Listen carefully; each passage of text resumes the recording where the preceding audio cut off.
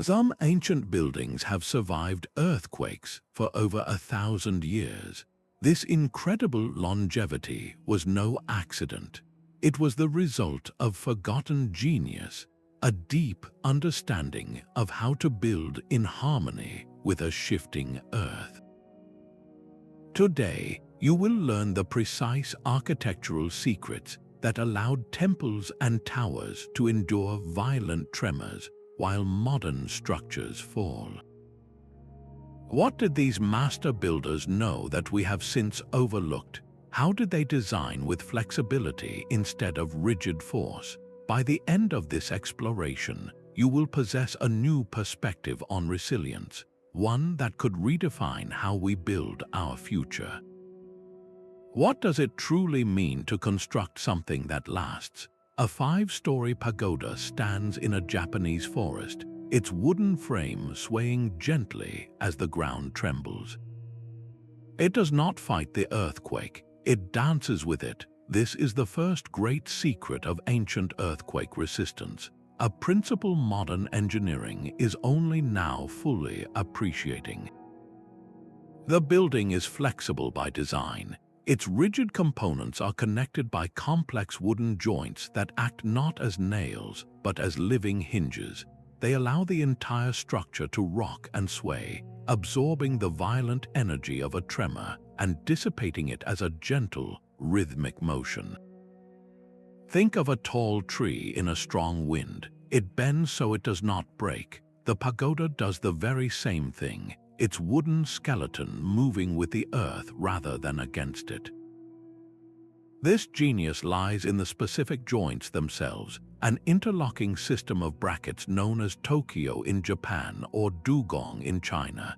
These are not simple connections.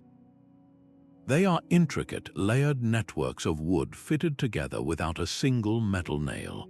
Each bracket acts like a spring, compressing and flexing to soak up shock. A modern building, with its rigid concrete and steel welds, tries to resist force directly. When the force becomes too great, something has to give and the structure fails. But these ancient towers were designed to yield, to move, to live. Seismic engineers today note that this principle is remarkably similar to base isolation, a technology where modern buildings are placed on flexible bearings to decouple them from ground shaking. The master builders of the past achieved a similar effect using nothing but carved wood and profound intuition. They understood that to survive an earthquake, a structure must be a partner to the movement, not a victim of it. This sophisticated grasp of physics raises a compelling question. What specific materials allowed for such graceful, enduring flexibility? Within the quiet halls of a traditional Chinese temple, a silent marvel of engineering defies the centuries. You will find no metal nails holding this structure together, only wood, meticulously carved and fitted into an intricate three-dimensional puzzle. This is the dugong bracket system, a network of interlocking wooden pieces that forms the very soul of the building's earthquake resistance. Each bracket is a masterpiece of joinery, designed to lock together under the immense weight of the roof, creating a structure that is both incredibly strong and surprisingly flexible. When the ground shakes, these joints do not remain rigid. Instead, they allow for tiny, almost imperceptible movements. The entire building breathes with the tremor, its wooden skeleton swaying as a single, cohesive unit. This brilliant design eliminates dangerous stress points by distributing the seismic forces evenly throughout the framework. The energy of the quake is dissipated as friction between the wooden components, turning a violent shock into a gentle, rocking motion. The choice of timber was as deliberate as the design. Master builders did not simply use any wood they could find. They selected specific species known for their strength and pliability, often harvesting trees in a particular season to ensure optimal moisture content. The wood was then carefully seasoned and sometimes treated with natural preservatives to resist rot, insects, and the slow decay of time. This was not just construction, it was a form of cultivation, a partnership with the material itself. Historical records from master carpenters speak of a philosophy where each joint had to be custom fitted by hand. There was no room for mass production. The craftsman's skill ensured that every interlocking piece had just the right amount of tolerance, allowing for those essential micro-movements without compromising the structural integrity. We can still witness the profound success of this system today in places like Taiwan, an island frequently shaken by powerful tremors. Ancient temples there, built with these precise wooden joints, have weathered hundreds of years of seismic activity that have toppled modern buildings around them. They stand as living proof that resilience is not about brute force, but about intelligent flexibility.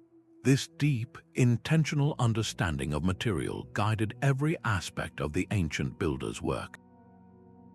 And if wood provided the flexible bones of these enduring structures, it was stone and masonry that formed their resilient skin, presenting a whole new set of engineering challenges to overcome.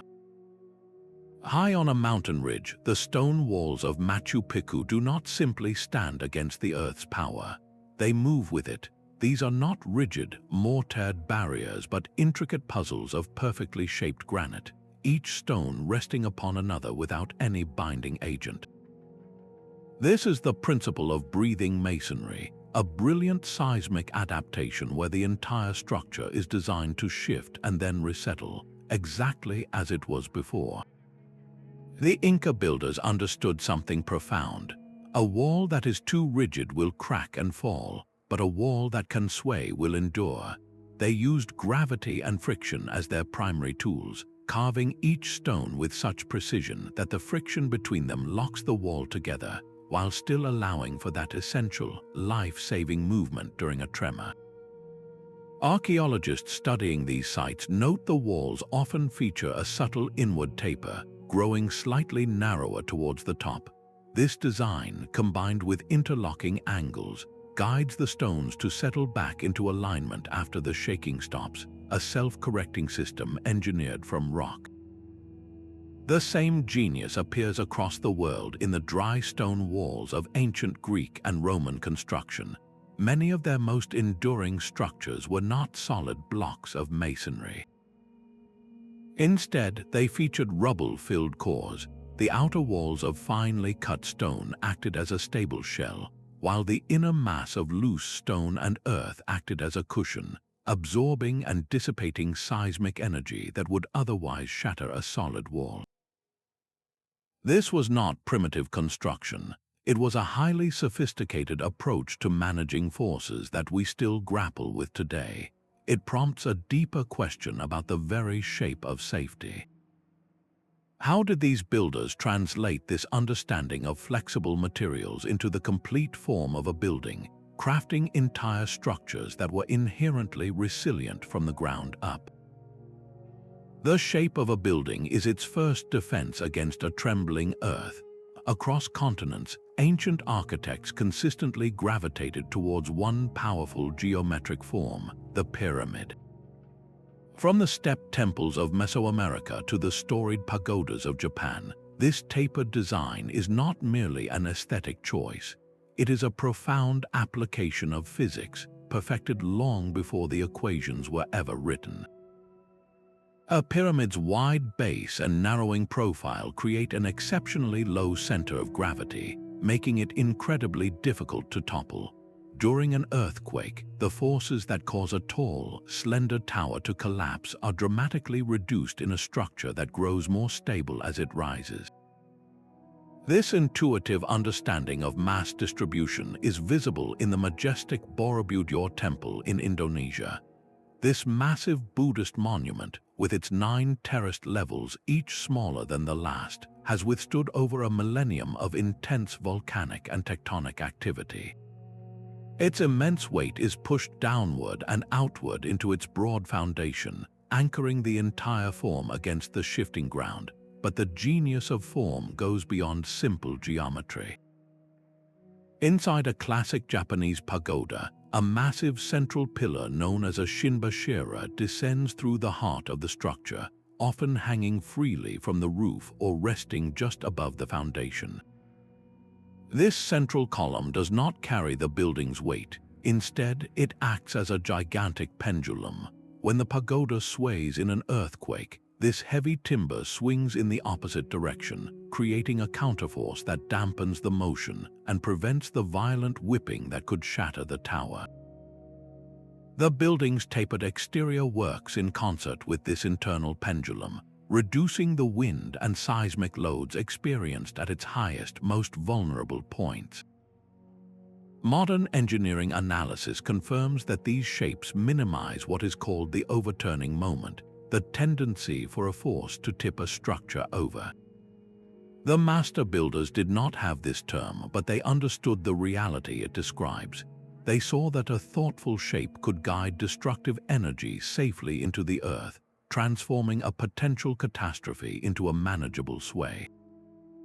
This deep, almost spiritual connection between form and function raises a final, foundational question. What lies beneath these resilient shapes? How did these forgotten builders prepare the very ground upon which their masterpieces would stand for centuries? The true secret to a building's longevity lies not in its walls, but in what lies beneath them.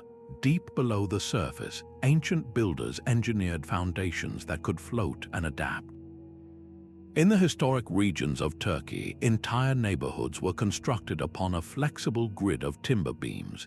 This raft foundation acts like a mat, allowing the building above to shift as a single, cohesive unit during an earthquake. Instead of cracking under the strain, the structure glides, preventing the dangerous differential settlement that tears rigid buildings apart. The load of the building is spread across a much wider area, softening the impact of the trembling earth. Ottoman builders left records describing how they would intentionally place structures on flexible mats made of reeds or wood, a deliberate effort to isolate the home from the ground's violent motion. This principle of a flexible base appears across the globe. In the seismic valleys of Kashmir, generations of homes have been built upon foundations of deodar wood.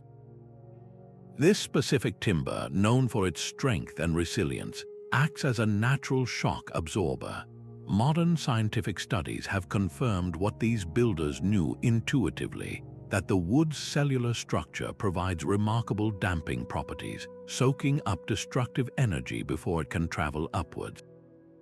Even further back in time, on the island of ancient Crete, builders used a technique called stone cribbing, creating a layered, grid-like base of stones that allowed for a slight, life-saving slide. This was not a passive approach to construction. It was a proactive and brilliant acknowledgement of a fundamental truth that to survive an earthquake, you must first build a foundation that knows how to move.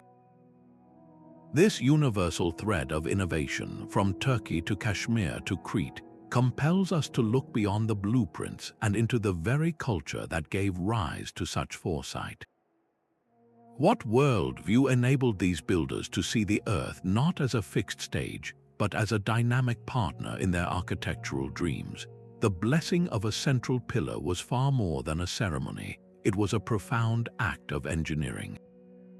In ancient Japan, communities understood that the soul of a building resided in its core, and rituals surrounding the raising of the Shinbashira pillar embedded this vital structural knowledge deep within the culture.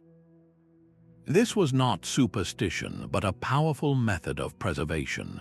Without written blueprints, oral traditions and sacred practices became the living libraries that stored sophisticated building techniques, ensuring that the precise methods for creating flexible, earthquake-resistant structures were passed from master to apprentice with unwavering accuracy across countless generations.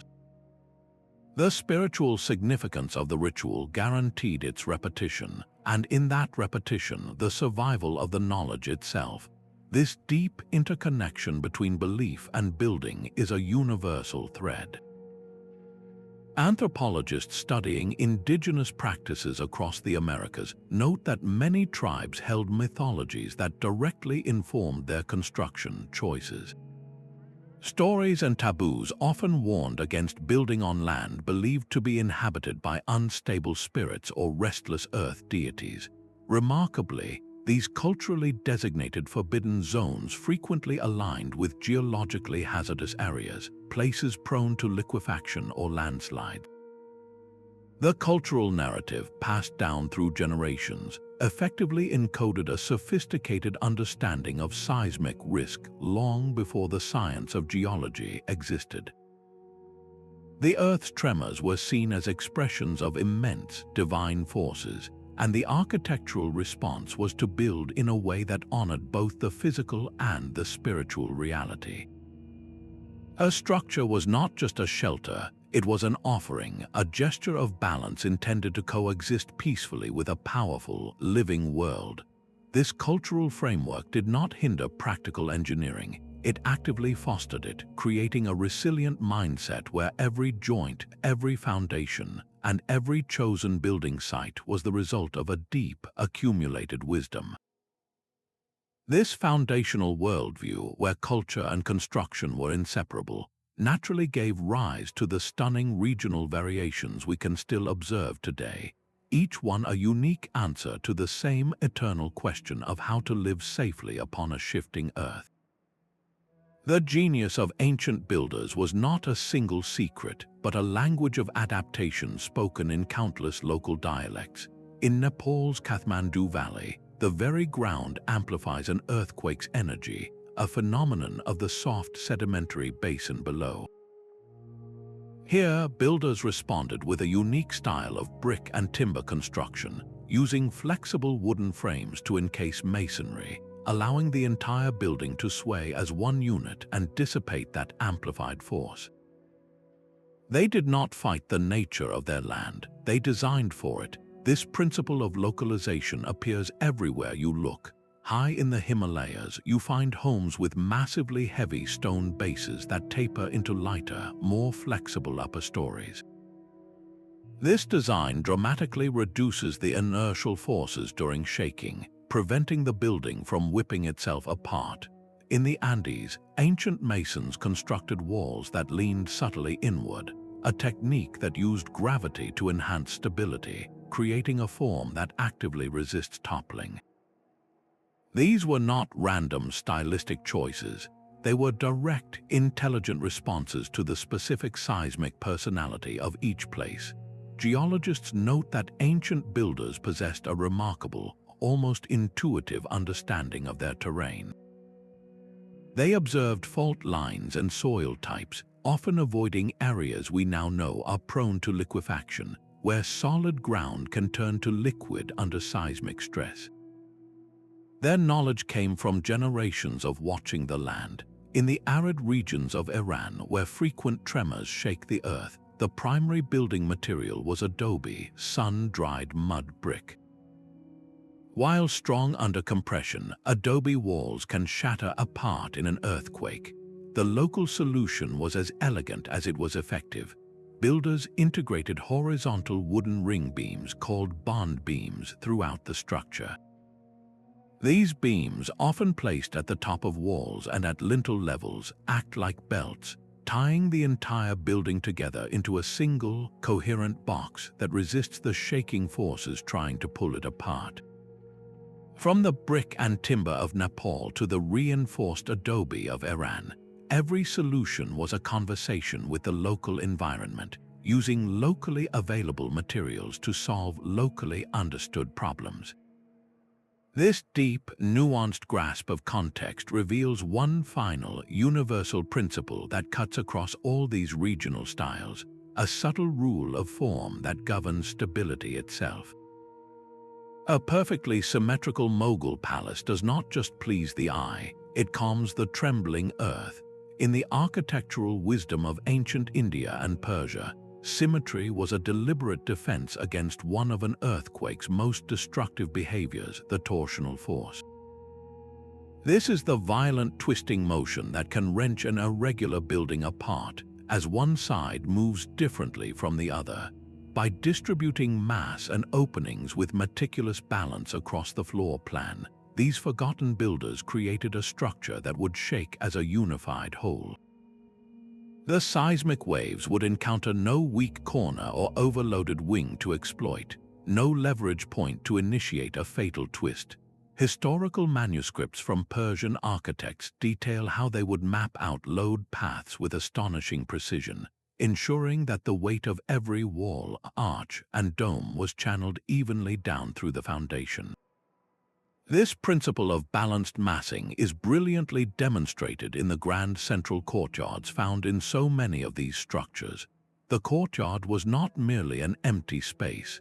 It was a calculated void that brought the entire design into perfect equilibrium, acting as a stabilizing core around which the building could sway in harmony. We see the same profound understanding in the surviving Byzantine churches, where massive domes appear to float effortlessly. This illusion of weightlessness is the result of intentional proportion.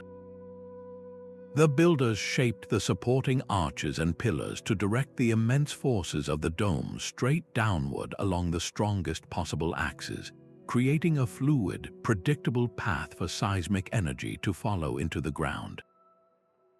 This was a holistic view of architecture, where every element from the foundation to the facade was part of an integrated system of stability. And if the walls and plan provided a balanced vessel, it was the roof that served as its crucial cap, a final piece of engineering that either sealed the structure's fate or guaranteed its graceful dance with the earth. A roof is the final, critical layer in a building's seismic dance. In traditional homes across Southeast Asia, you will find roofs made of lightweight thatch, a deliberate choice that dramatically lowers the building's center of gravity. By reducing the heavy mass at the very top, builders minimize the dangerous inertial forces that act like a whip during an earthquake, forces that can easily snap a rigid structure. This principle of a light crown was understood everywhere seismic risk was a reality. In Japan, the classic image of a heavy, tiled roof is often a misconception in regions of high tremor activity. Master builders frequently preferred wooden shingles or even bark, and when ceramic tiles were used, they were not mortared into a solid, unyielding shell. Instead, they were secured with methods that permitted individual tiles to shift and settle without losing their protective function, allowing the roof to move as a flexible skin rather than a rigid cap. Engineering analysis of ancient structures reveals even more clever adaptations. The wide, overhanging eaves so characteristic of many Asian architectural styles were not merely for shade or rain protection. They were designed with a sacrificial purpose. During extreme shaking, these extensions were intended to break away safely, a calculated failure that prevents the entire eave structure from levering against and collapsing the walls below. It is a brilliant example of strategic yielding where a small, controlled loss protects the whole. In rural China, builders took this concept of a flexible roof even further, constructing entire roof frameworks from bamboo. This incredibly strong yet pliable material was woven into a network that could absorb and redistribute immense energy. In a powerful tremor, the bamboo structure would bend and compress, acting as a built-in crumple zone for the house, dissipating forces that would shatter a more rigid assembly. This thoughtful approach to the uppermost load demonstrates a holistic vision where every component, from the foundation to the rooftop, worked in concert to manage the Earth's energy. And holding this entire flexible system together was the silent, enduring genius of the joints themselves, the precise connections that allowed wood to breathe and stone to sway. A perfectly carved wooden joint holds a secret that no metal nail can ever know. Deep within a traditional Korean hanok, the wooden skeleton of the building is assembled like a three-dimensional puzzle. Each beam and post is connected by a tenon, a protruding tongue of wood that fits snugly into a mortise, its matching socket.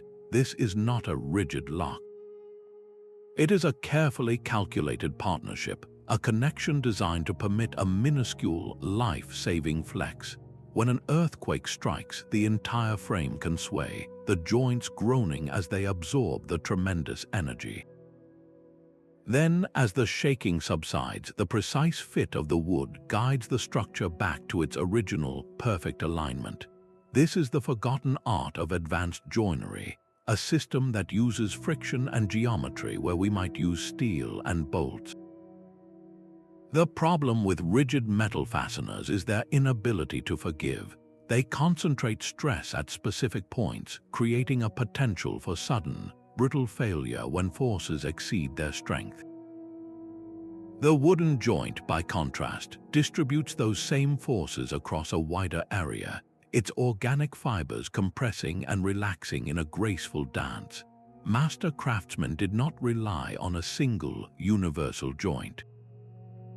They developed hundreds of distinct types, each one engineered for a specific purpose. Some were designed to handle immense vertical loads, while others were perfected to allow for lateral sway or rotational movement. A joint at the building's corner would be different from one supporting a central beam, each one a bespoke solution carved by hand. Restoration experts working on these ancient structures often note something remarkable. The joints have not weakened with the centuries. In many cases, they have actually improved with age. As the wood seasons and settles, the components wear into one another, creating an even more perfect custom fit. The connection becomes wiser and more resilient, learning from every minor tremor it has endured. This principle of flexible joinery was a global discovery.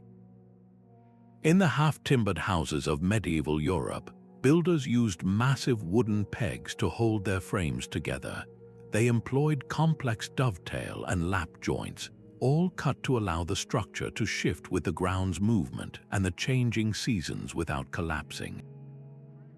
The entire building could breathe, expanding and contracting as a living entity. This profound reliance on organic connections represents a fundamental harmony with natural forces. It was an architecture that expected to move, an architecture built not for a static world but for a dynamic one. This foresight leads us to a final, compelling realization. These builders were not just preparing for one single earthquake. They were constructing legacies designed to withstand the test of repeated, unpredictable events across vast stretches of time. A building in ancient Greece might have appeared slightly incomplete, its stone walls left with intentional gaps. This was not a sign of abandoned work, but a profound understanding of the Earth's enduring temper. The master builders knew that the first tremor was rarely the last. They designed not for a single event, but for a lifetime of repeated shocks, embedding redundancy and repairability into the very fabric of their structures. In seismic regions across Italy, builders often constructed homes with what we would now call a soft story, a more flexible ground level that could absorb dramatic movement without causing a total collapse of the floors above. The damage was localized and, crucially, repairable. This philosophy of strategic yielding extended to the materials themselves. Across the Middle East, walls were frequently filled with a mix of mud and straw. During an earthquake, this infill would crack in a web of fine, non-catastrophic lines. It acted as a shock absorber, and when the shaking stopped, the repairs were simple. Families would mix a new batch of mud and straw and patch the walls, restoring their home's strength for the next event. This approach reveals a long-term perspective that stands in stark contrast to some modern construction. These builders were not just creating shelters, they were cultivating legacies. They understood that true resilience is not about never being damaged, but about being designed to heal. This foresight was often woven into the culture through symbolic elements that doubled as structural reinforcements. a final layer of wisdom that ensured these principles would endure for generations. A dragon's head carved atop a Thai temple does more than watch over the faithful. It holds down the roof. These finials, rich with cultural meaning, are also precise counterweights, their mass stabilizing the long ridge beam against the lift of high winds and the sway of tremors. This is the silent language of ancient architecture, where symbolism and structure are one and the same. The spiritual significance of a carving or the mythic power of a pillar was often a vessel for carrying essential engineering knowledge. Architectural historians note that in this holistic design philosophy, there was no division between the artist and the engineer. Every element served a dual purpose, embedding structural wisdom into the very artifacts of culture. On the soaring facades of European cathedrals, the grotesque gargoyles staring down from the rain gutters were not merely decorative. They were cleverly placed masses, their weight helping to anchor the thrust of the flying buttresses that supported the immense walls. Their intimidating presence was a story told in stone, but their hidden function was to tie the entire stone skeleton together. Similarly, the great stupas of the Himalayas are often encircled by massive metal rings. These are not simple bands of decoration. They act as giant belts, cinching the tall, spire-like structure and preventing it from splitting apart under seismic stress. The rings bind the masonry in a constant, gentle embrace, a perfect fusion of spiritual symbolism and physical reinforcement. This deep interconnectedness meant that the cultural importance of a feature guaranteed its preservation, and in preserving the symbol, the community also preserved the structural secret it contained. The wisdom was woven so tightly into the fabric of belief that it could not be easily lost. This brilliant integration of meaning and mechanics extended beyond the building itself, shaping the very landscape around it and revealing how ancient builders even managed water to enhance their seismic safety. Beneath the shade of a Persian garden, the gentle murmur of water was a secret defense against the shaking earth. These tranquil spaces, celebrated for their beauty, were masterpieces of seismic engineering. The intricate networks of channels and reflecting pools were not merely decorative. They were a deliberate system to control the very ground upon which the gardens and their surrounding structures were built. Ancient builders possessed a keen understanding that dry, loose soil could turn treacherous during a tremor, a process modern geotechnical engineers call liquefaction. When the ground shakes violently, water pressure in the soil can increase dramatically, causing solid earth to behave like a liquid, losing its strength and swallowing foundations. The Persian solution was both elegant and preventative. They constructed vast underground canals known as qanats to bring a steady, gentle flow of water from distant aquifers. This constant, controlled irrigation maintained optimal moisture levels in the soil, binding the particles together and dramatically reducing the risk of that catastrophic fluidization. This was not just agriculture, it was architectural insurance. The same principle appears centuries later in the sun-drenched landscapes of Moorish Spain. Here, the acequias, those beautifully crafted irrigation canals, were routed with precise intention. They did not simply water crops, they snaked around the foundations of homes and palaces, creating a permanent, stabilizing moisture barrier in the earth. The water in these canals also added mass and damping to the immediate environment, subtly absorbing vibrational energy before it could reach the buildings themselves. This holistic vision saw water not as a threat to be drained away, but as a partner in stability. It reveals an astonishingly advanced form of site preparation, one that considered the long-term dialogue between a structure and its soil.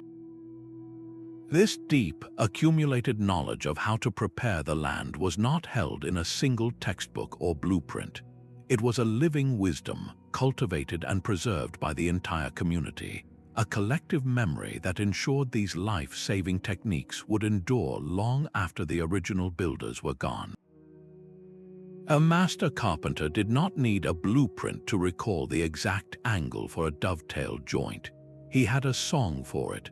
Across continents and centuries, the most vital architectural knowledge was not stored in libraries, but in the living memory of communities, passed from one generation to the next through the intimate rhythm of the Master-Apprentice model. In medieval Europe, a young learner would spend years beside a master builder, absorbing the secrets of timber framing not from a written manual, but through chants and stories that encoded precise ratios and techniques into memorable verse. These rhythmic guides turned complex geometric rules into an oral tradition, ensuring that the method for creating a flexible, earthquake-resistant frame could be recalled perfectly on any remote building site by any craftsman who knew the song. The knowledge was too precious to be left to fragile parchment. In many cultures, building was considered a sacred craft, and the deepest formulas were guarded through oral transmission to protect their profound value and ensure they were only taught to those who had proven their dedication. Ethnographers studying indigenous communities in the Pacific have documented how creation myths and long ceremonial chants contain explicit, step-by-step instructions for constructing homes that can withstand tremors. The stories that explain the world also held the practical keys to living safely within it. This same principle flourished in Japan, where master carpenters developed an extensive oral lexicon for their art. Each of the hundreds of distinct wooden joints had its own name and was learned through repetitive recitation. An apprentice would not just see a joint, he would learn its story, its purpose, and its proper cutting sequence through a verbal ritual that cemented the technique in his mind long before he ever held a chisel. This reliance on human networks created an unbroken chain of wisdom. The master's critical eye and the apprentice's attentive hand refined these techniques over lifetimes, with each generation adding its own subtle improvements learned through direct experience. The system was a living, breathing repository of engineering insight, one that could adapt and evolve with every new tremor and every repaired structure. This deep, accumulated wisdom, preserved in memory and muscle, raises a fascinating question. How did these oral traditions, so dependent on human continuity, manage to create a legacy of buildings that has outlasted entire written languages? A stone wall in a Turkish village stands cracked but unbroken, its story written in the repaired seams. This was the ancient builder's laboratory, a site of continuous, real-world testing. Without textbooks or computer models, these craftsmen became master empiricists, learning directly from the Earth's most violent demonstrations. They observed which buildings crumbled and which danced, then meticulously incorporated those life-saving features into their next project. Each earthquake was a brutal but instructive lesson, and the collective memory of a community became a vast, informal database of resilient design. In the Azores, historical records describe how villages, shaken by tremors, would not simply rebuild as before.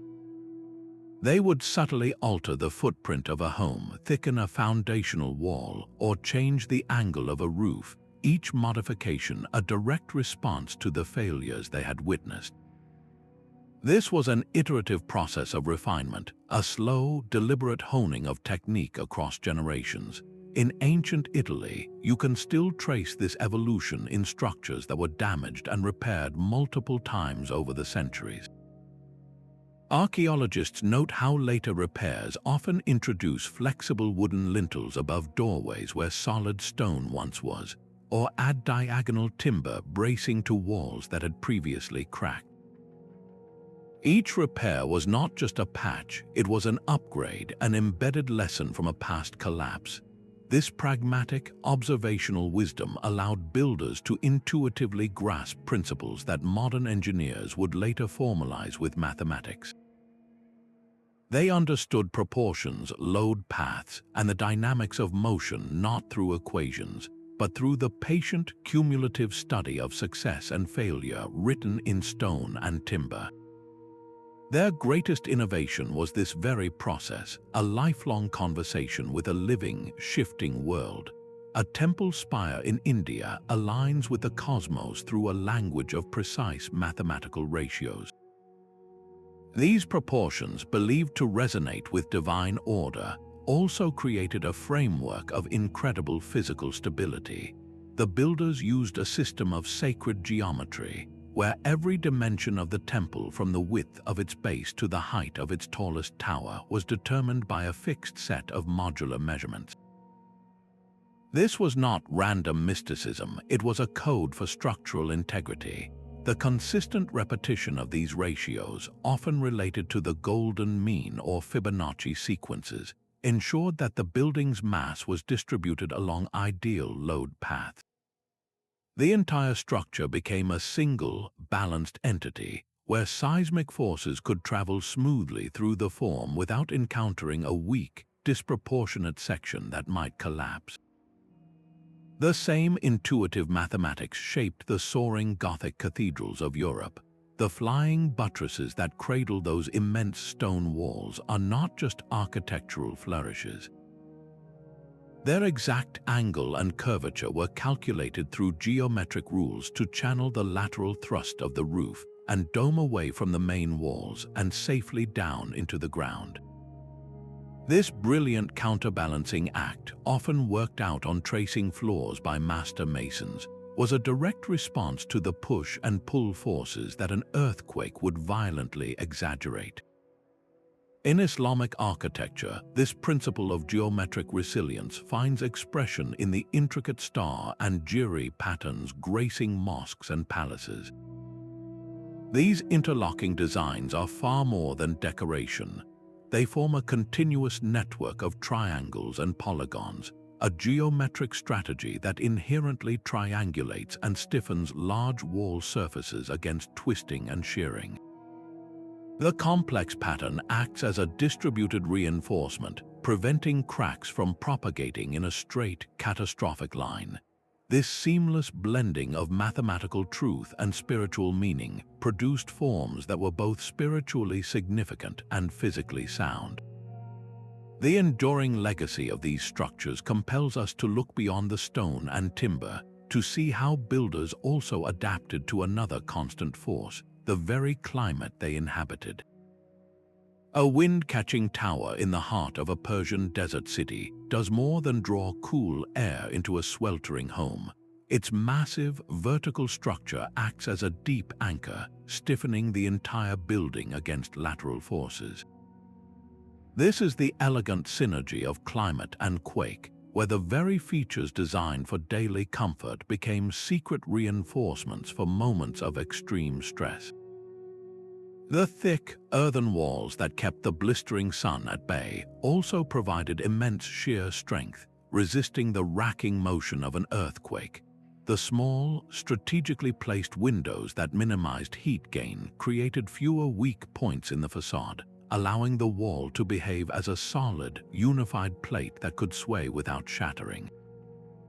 Every climatic choice had a hidden structural benefit. In the snowy reaches of the Alps or the Japanese mountains, the steeply pitched roof was not merely for shedding heavy snowfall. This dramatic slope also served to reduce the dangerous, top-heavy mass that can whip a building apart during shaking. By preventing snow from accumulating into a crushing weight, the design inherently maintained a lower center of gravity and minimized the inertial forces at the very top of the structure, where they are most destructive. Sustainable architects today point to these designs as masterclasses in efficiency, noting how a single solution addressed multiple environmental challenges with breathtaking elegance.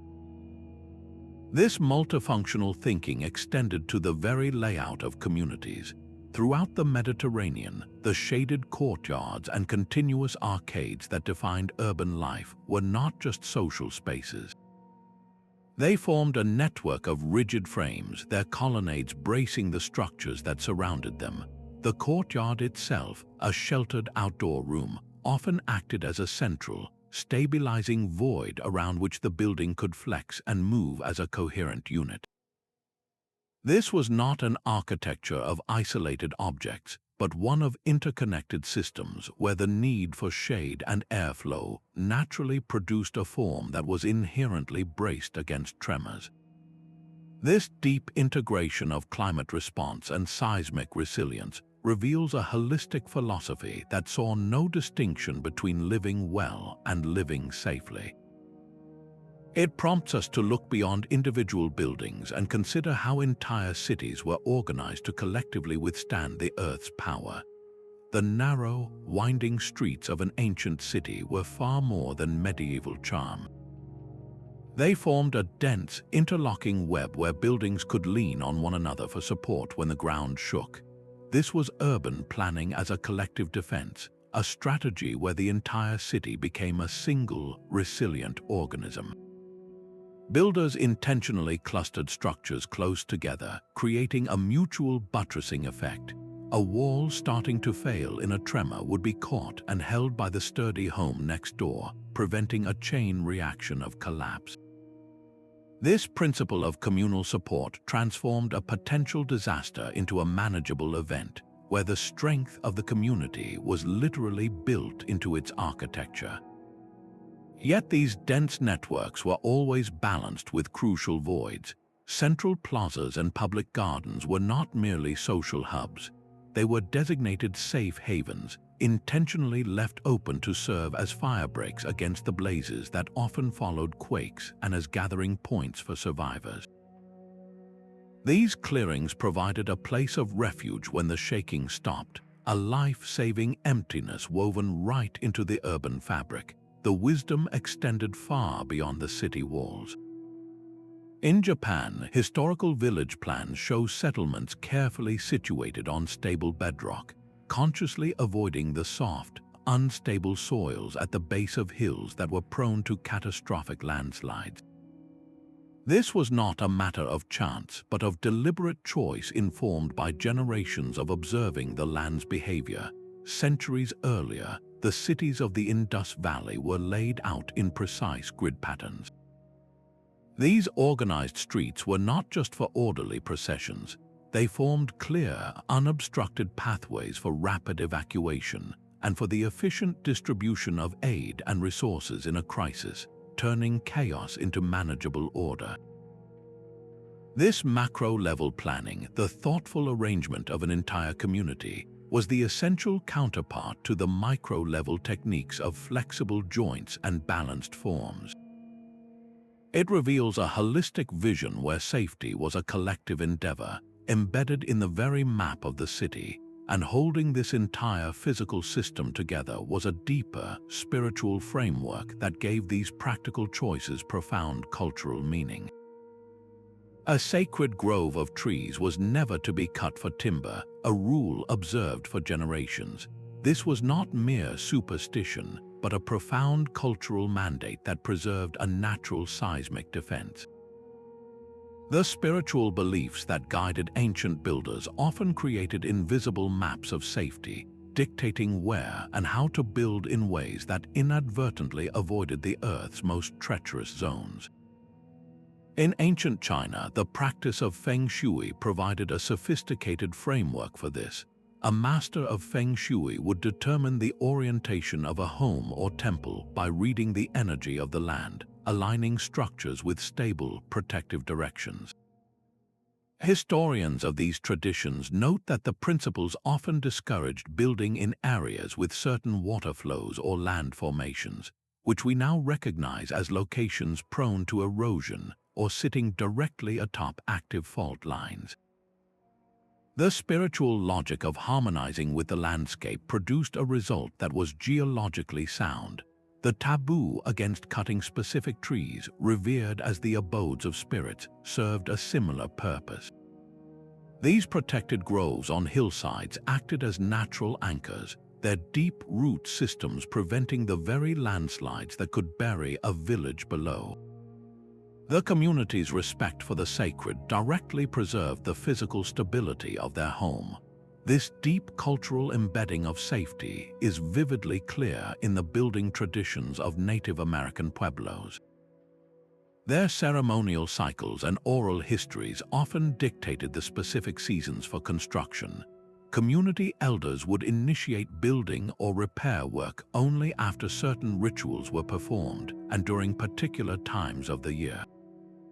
Anthropologists studying these patterns have observed that these prescribed building seasons frequently coincided with periods of stable, dry weather, naturally avoiding the wetter months when the risk of earthquakes triggered by seasonal groundwater shifts was statistically higher.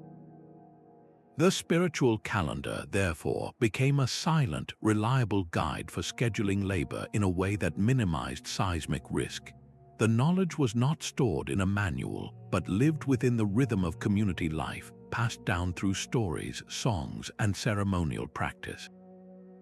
This ensured that every generation internalized these life-saving rules as a non-negotiable part of their worldview. The wisdom was so deeply woven into the fabric of belief that it required no enforcement beyond shared cultural conviction. This seamless fusion of the sacred and the practical created a resilient society where the act of building was inseparable from the act of honoring the world. It makes the eventual silence of this accumulated knowledge all the more profound. A quiet library of architectural wisdom began closing its doors across the globe. The 20th century's rush toward modernization prized speed and uniformity over the slow, accumulated knowledge of generations. Concrete and steel became the universal symbols of progress, materials that promised permanence through rigid strength. Standardized engineering codes, while creating essential baselines for safety, often inadvertently erased the nuanced, place-specific principles that had guided builders for millennia. The intimate master-apprentice relationships that once transferred this empirical seismic wisdom were replaced by university curricula and formal blueprints. This was not a malicious eradication, but a gradual disconnection, a societal shift that saw craft traditions as relics of a past age rather than as vital repositories of resilience. Preservationists working in seismic hotspots note a painful irony. In many regions, colonial powers actively suppressed indigenous building methods, deeming them primitive, and imposed foreign architectural styles and materials wholly unsuited to the local tectonic reality. This cultural displacement severed the living thread of knowledge, leaving communities more exposed to the very dangers their ancestors had learned to manage. The consequences of this great forgetting became tragically clear in the rubble of earthquakes. Post-disaster analyses repeatedly revealed a stark contrast. Amid the collapse of modern reinforced concrete frames, older structures built with traditional flexible joints or breathing masonry often remained standing, their performance a silent rebuke to the assumption that newer always means safer. These surviving buildings were not miracles, they were proof of concept, demonstrating that the old ways understood something fundamental about dancing with the earth that modern engineering, in its quest for absolute control, had overlooked. This erosion of knowledge represents more than a historical curiosity. It is an active vulnerability, a lesson written in loss that underscores the profound urgency of looking backward to build a safer future.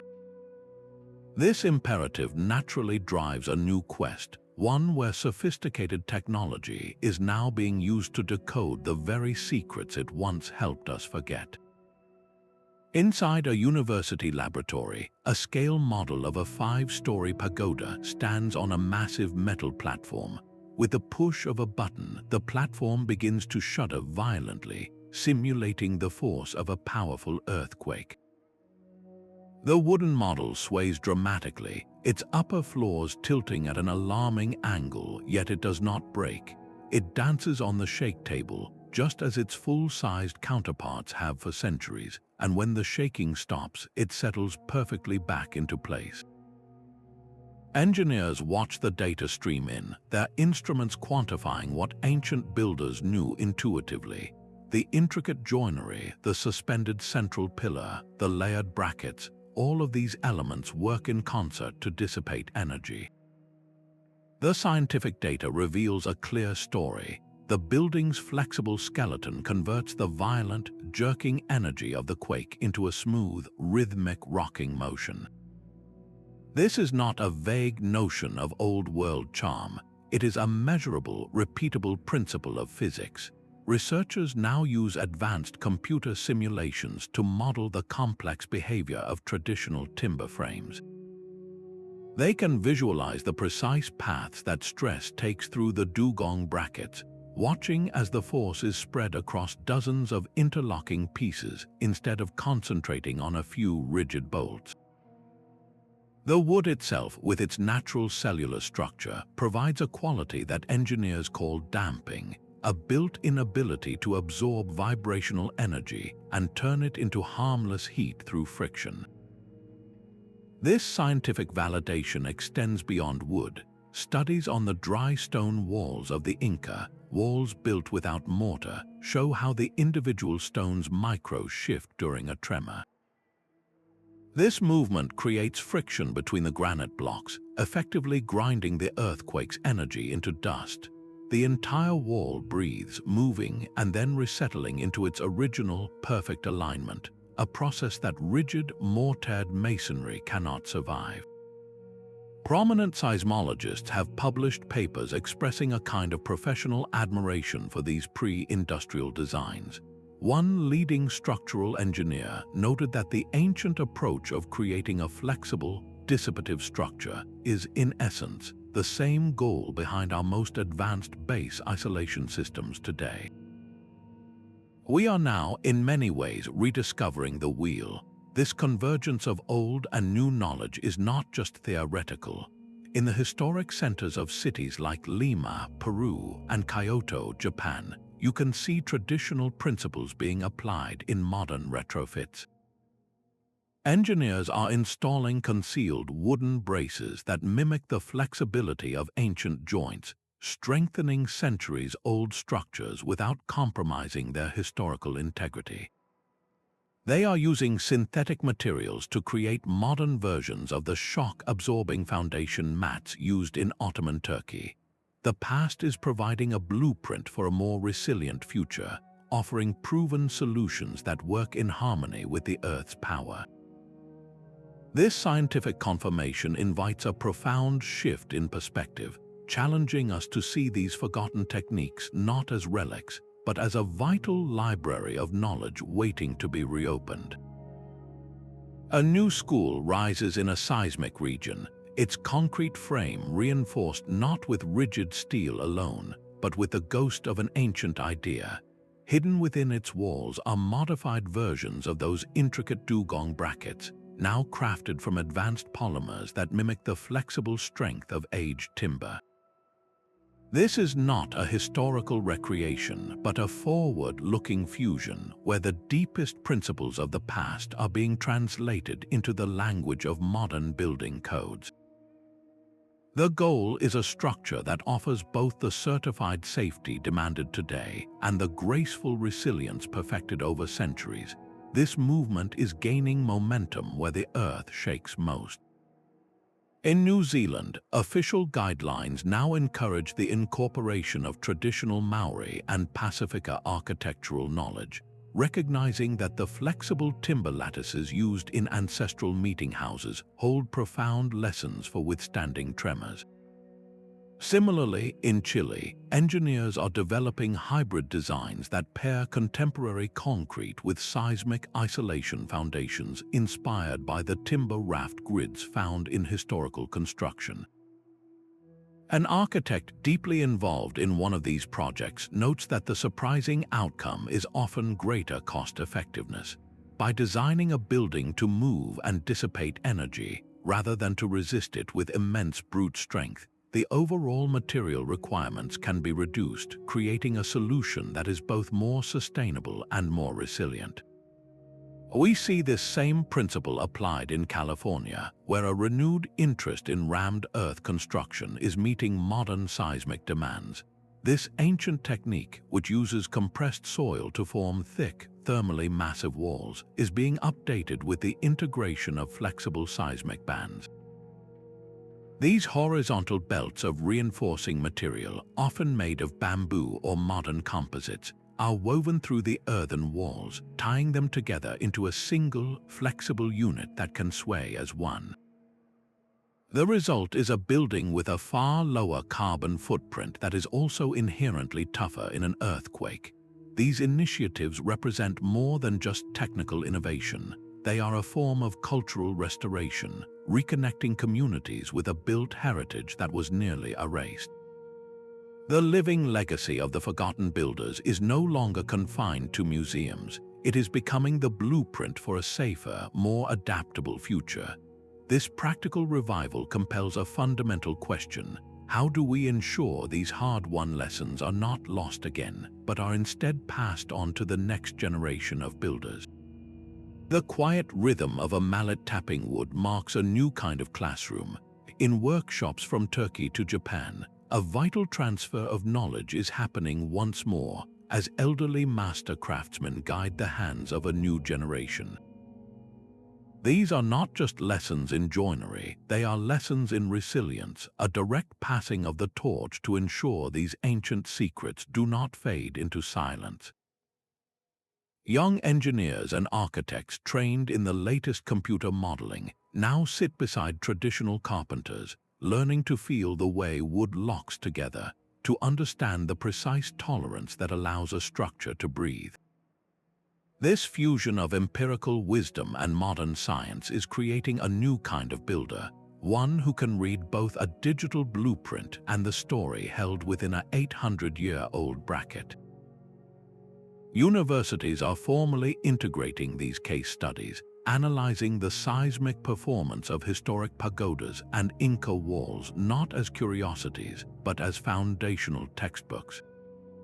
One educator involved in such a program notes that the goal is to move beyond theory, to give students a tactile understanding of how flexibility can be engineered. The lesson is clear: true resilience is not just calculated, it is crafted. This educational revival extends beyond campus walls, driven by non-governmental organizations that facilitate knowledge exchange between communities separated by oceans but united by tectonic reality. After a major earthquake in Turkey, reconstruction projects became living laboratories. Instead of importing generic, modern solutions, teams worked with local stonemasons to revive ancient techniques of interlocking, mortar-free masonry. Residents were trained to repair their own homes using these time-tested methods, empowering communities and weaving seismic wisdom back into the cultural fabric. This is more than rebuilding, it is a process of rerouting, of reconnecting people to a legacy of safety that was once their birthright. The promise of this renewal is a future where our buildings are not only stronger, but wiser, designed with a humility that accepts the Earth's power rather than arrogantly resisting it. This shift from rigid control to graceful adaptation may be the most profound philosophical lesson the forgotten builders leave for us all. A master builder did not see a fault line as a threat, but as a neighbor. This fundamental partnership with the natural world guided every architectural choice, creating a philosophy of resilience rooted in humility, not dominance. They understood that the Earth's power was a constant, undeniable force, and the only path to longevity was to adapt to its movements, not to defy them with brute strength. This worldview stands in stark contrast to a more modern impulse to conquer and control the landscape. For these artisans, construction was a form of dialogue, a respectful negotiation with the living earth. There are accounts from indigenous traditions where community elders would conduct ceremonies to ask permission from the land before a single stone was laid. This ritual was not merely symbolic, It was a profound acknowledgement that they were entering into a relationship, one that required mutual respect for the structure to endure. This long-term perspective is what environmental philosophers now call deep sustainability. It is a mindset that considers the impact of our actions across 7 generations, building for a future we will never see. The goal was not to create a monument that stood forever unchanged, but to cultivate a legacy that could evolve and adapt with the world around it. The flexible pagoda and the breathing stone wall are not just engineering marvels, they are physical manifestations of this ethical stance. They represent a choice to yield, to dance, and to coexist. This holistic vision offers a powerful blueprint for our own time, where the challenges of climate change and resource scarcity demand a similar shift from control to cooperation. The greatest lesson from these forgotten builders is not found in a specific joint or foundation, but in their overarching philosophy. True resilience emerges from harmony, from designing with the forces of nature as our most respected collaborator. A world map of resilience would be dotted with structures that have danced with the earth for centuries. In Japan, the Horyuji Temple's pagoda has stood since the 7th century, its wooden skeleton swaying through countless tremors. Its secret lies in the complex cloud of brackets supporting each story, a layered system that acts like a coordinated set of springs, allowing each level to move independently and dissipate energy before it can build to a destructive force. Far across the globe, the cliff dwellings of Mesa Verde in the American Southwest cling to sandstone alcoves. Built by the ancestral Pueblones, these homes were not just sheltered by the rock, they were fused with it. The builders used the natural arch of the canyon as a stabilizing shell, while their masonry walls, made of stone and adobe, were designed with a flexibility that modern analysis shows allowed them to shift and settle during seismic events without catastrophic collapse. Then there are the rock-hewn churches of Lalibela in Ethiopia, monumental structures carved downward into the living volcanic rock. These churches are not built upon the earth, they are a single, continuous piece of it. This monolithic construction eliminates the weak points of joints and foundations, allowing the entire form to move in unison with the mountain itself during a quake. A seismic engineer studying these global examples notes a common thread. It is the principle of harmony over resistance. Whether it is the flexible wood of Japan, the integrated masonry of Mesa Verde, or the monolithic stone of Lalibela, the goal was never to create an immovable object. The builders instead crafted structures that were participants in the seismic event, designed to channel and absorb the energy as part of a dynamic system. This global tapestry of success, woven from vastly different materials and cultures, proves that these were not isolated flashes of genius, but a sophisticated, universal understanding of how to build for a living planet. Their enduring legacy now challenges us to look beyond their survival and ask what we must do to ensure their wisdom is not just admired, but actively woven into the fabric of our own future. Their legacy is written not in blueprints, but in the silent, enduring dance of wood and stone. We have walked through the shadow of pagodas that sway and traced the lines of walls that breathe, uncovering a universal language of resilience spoken through flexible joints, intentional forms, and foundations designed for motion. This was a wisdom that wove together the threads of science, art, and a deep spiritual respect for the natural world. The true lesson these master builders leave us is one of profound harmony, a reminder that to build something that lasts, we must first learn to move with the forces around us, not against them. So as we look to our own future, to the cities we will construct and the communities we will shelter, let us carry their insight forward. Let us build with the humility to learn from the past and the creativity to fuse ancient intuition with modern innovation. I am deeply curious to know which of these ancient techniques resonated most with you. Was it the wooden joints that acted as living hinges, or the self-correcting stone walls that settled back into perfect alignment? Share your thoughts in the comments below and let us continue this conversation. If you found this journey into forgotten knowledge valuable, subscribe to the channel for more explorations into the mysteries history has left behind. Together, we can ensure these timeless stories of human ingenuity are never lost again.